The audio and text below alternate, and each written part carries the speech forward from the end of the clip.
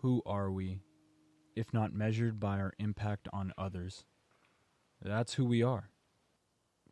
We're not who we say we are. We're not who we want to be. We are the sum of the influence and impact that we have in our lives on others. Carl Sagan. Welcome to the Citizens of the Globe podcast, where we not only embrace, but encourage change in our environment, in our bodies, in our minds, and in our souls. My name is Michael Maltez, and I aim to break down the borders we create in our minds, one meaningful conversation at a time. There was a time in my life when I thought I knew the best and most logical way forward in all things, and even if I wasn't knowledgeable in the subject at hand, I knew how to gain the knowledge and apply myself to figure out what the best way forward was. While I didn't actually think this, I almost had a conceptualization that I was better than others. And I know now that I couldn't have been more wrong about anything in my entire life. In fact, nobody is better than anybody. You're not better because you have more money. You're not better because you're more woke. You're not better because you are vegan or vegetarian, or you eat meat and you hunt for your food, or you're not better because you have that car. You're not better because you work out. You're not better because you have accepted your body. We're all just equal, including me and including you. I can sit here today and tell you how wrong that past version of Michael was in thinking that he was smarter or more capable than others. Because today, this version of Michael has done a lot of work with friends and family and therapy and myself to learn the errors in my thinking. I did a lot of this work through self-disclosure, which is sharing the most vulnerable and sensitive parts of myself. In a way, sharing these vulnerabilities takes the power away from others that may want to use your insecurities against you, and it takes the power away from yourself to use them against yourself. However, I do recognize that there is a delicate balance to this, and you don't want to become an oversharing, overbearing person who dumps all of their life traumas onto a stranger you just met.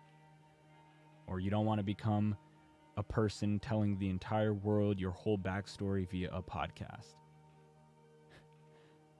See, the difference between oversharing and healthy self-disclosure is that in self-disclosure, you're respectfully sharing your thoughts, feelings, fears, and ambitions with others.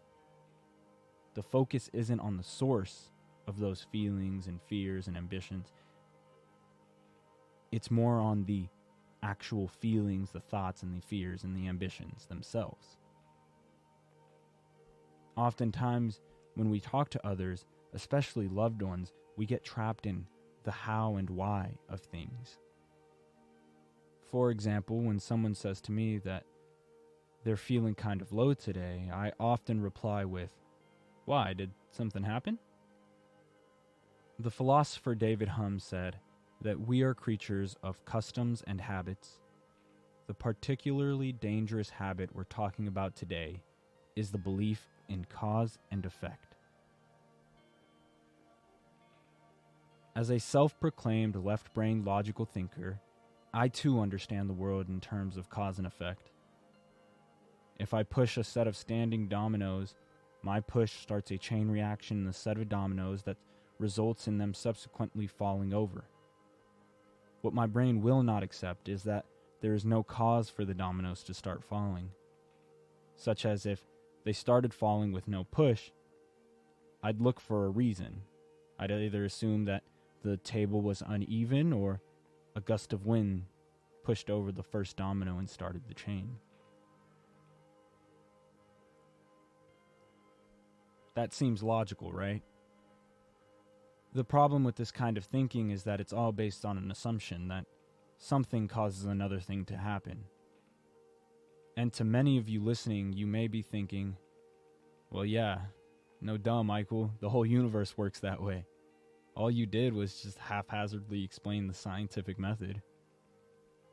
And to that I say, let's take a philosophical journey down into the depths of our brain with the goal of trying to confirm that everything really does have a cause to its effect. We shall begin with us. Where do we come from? Well, we are the product of Darwinian evolution, right?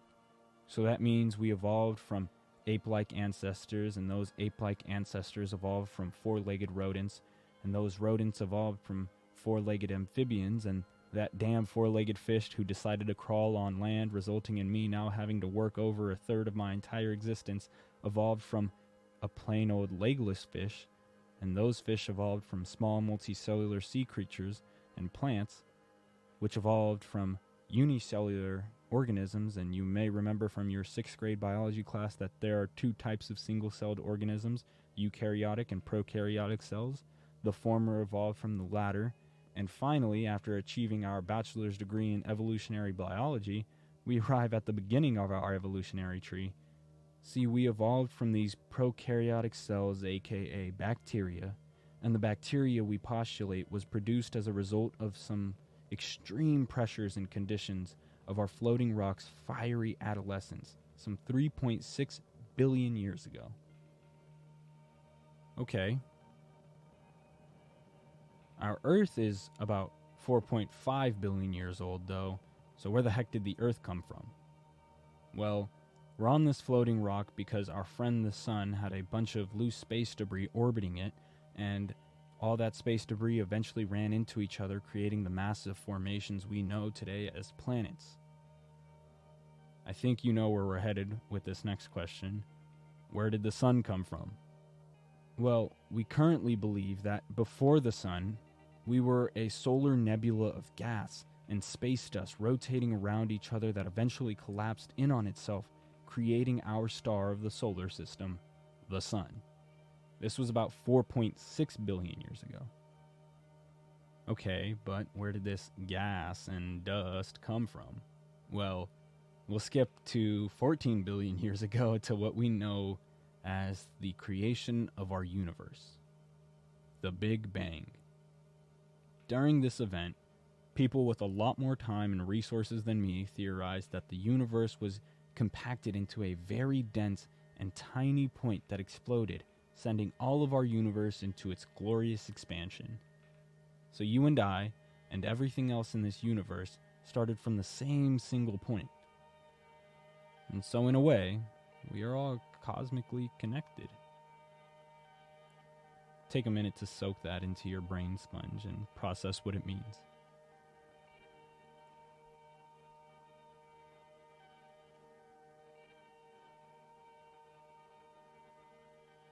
Alright. After going back to school and obtaining a 2nd degree in astronomy, we now understand that the cause of our existence is the Big Bang. But what caused the Big Bang? What force or thing or cause pushed the domino stack that this universe is into existence? Well, my friends, this is what we're all trying to answer in this life. Even before we knew anything about physics, our philosopher buddies were concluding the same thing that we do today. Even though we have an enormous amount of more information to aid us in our conclusions today, we came to the same thing that they did. And we touched on this before. Aristotle 2.3 thousand years ago concluded that the universe must have a prime mover, something that started everything. Although he didn't call the prime mover God or the Big Bang, he called it thought. Today, Abrahamic religions call it God. Other religions believe different things, such as in the case of a Taoist, there's an energy that flows throughout the universe guiding its course. A Hindu believes that the deity Brahma created the universe from himself, and Buddhists drop the search for a beginning to this madness and say life is a cycle of birth and death. There is no beginning or end, just acceptance of the circumstances. But in all those schools of thought, I can still ask the Taoist, what created this energy? The Hindu, who created Brahma? And the Buddhist, who started the cycle? To no avail. No one can answer me, and if someone claims that they can, they do not understand the nature of this infinite argument. So we end our philosophical journey here, rest our brains, because we don't know the cause to our effect, and we may never know. All this is to show you and I that not all things have to have a cause or a purpose or a reason. Sometimes you just feel low, and there doesn't need to be a reason. Sometimes trying to find a reason is actually what drives us further into our madness. So I'm here to tell you that it's okay to be happy for no reason at all, or mad, or sad, or any emotion for any reason, or no reason.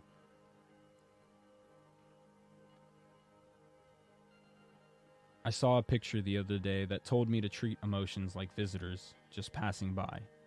And I really like that, because sometimes I can get wrapped up in finding the cause to a certain emotion, thinking I have to fix something when in reality there may be nothing to fix at all. We are thinking and feeling creatures that came from a bunch of circulating stardust. None of this makes any sense. And so I'll take a page from the Buddhist book. There is only acceptance. And with that, I hope you continue to create the day that you want.